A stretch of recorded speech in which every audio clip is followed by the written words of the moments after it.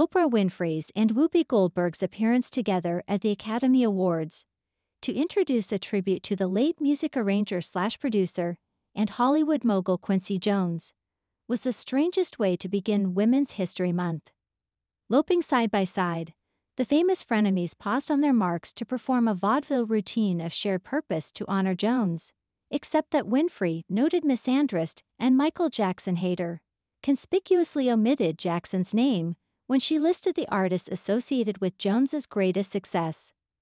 But Goldberg added, "When we talk about Black excellence, we talk about Quincy." Almost immediately, the racialized insistence of this reunion reminded the public of the cultural betrayal that has taken place in show business in the era of diversity, inclusion, equity, DEI. Winfrey and Goldberg, ages 71 and 69, were presenting themselves as political avatars rather than the companionable media figures of their first renown.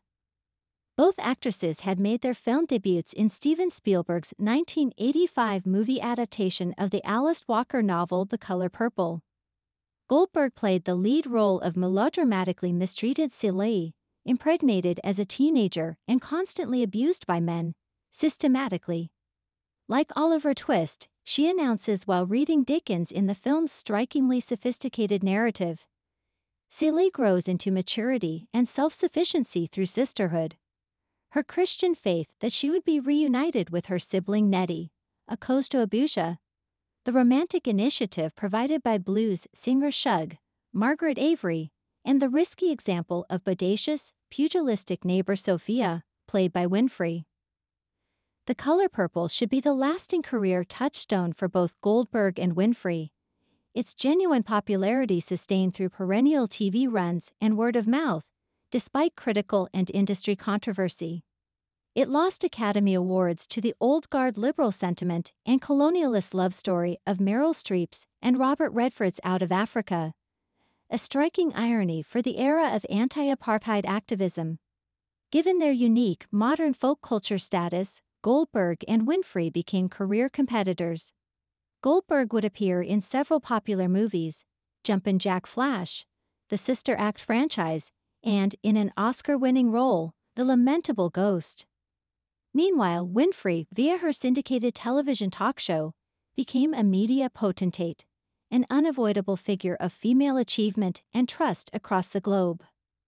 Yet becoming a media-fabricated godhead has its drawbacks.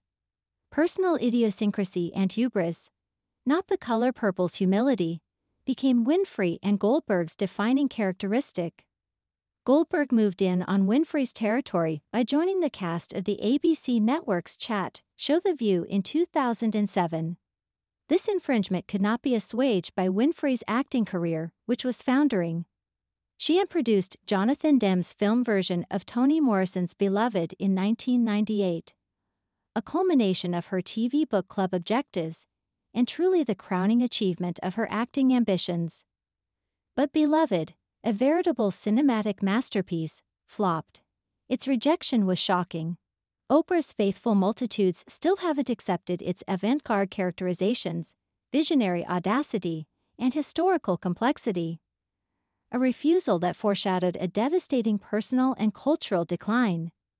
The new millennium saw Winfrey and Goldberg become embittered rivals, publicly at odds when the former slighted the latter at a 2005 Legends Ball celebration for Black divas at Winfrey's Santa Barbara, Calif. estate. The Quincy Jones tribute didn't patch up the envy, but it was on display during spontaneous jousting. Each claimed The Color Purple's legacy for herself. This cultural contest resulted from an interpersonal breakdown. Winfrey and Goldberg had become intra-racial foes, no longer likable examples of Black American excellence, but strident political operatives who exuded exceptional dishonesty. That Quincy intro lacked sisterhood.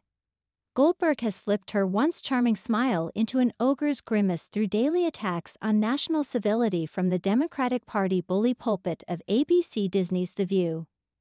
Following her interview with Meghan Markle and other recent ruses, Winfrey lost all credibility by stumping for presidential candidate Kamala Harris and denying her remuneration, thus denying her true motives.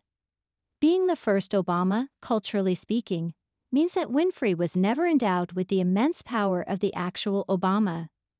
Oprah's and Whoopi's misadventure, flaunting their wealth and fame, using both as racial intimidation, tells of more than just rogue celebrity.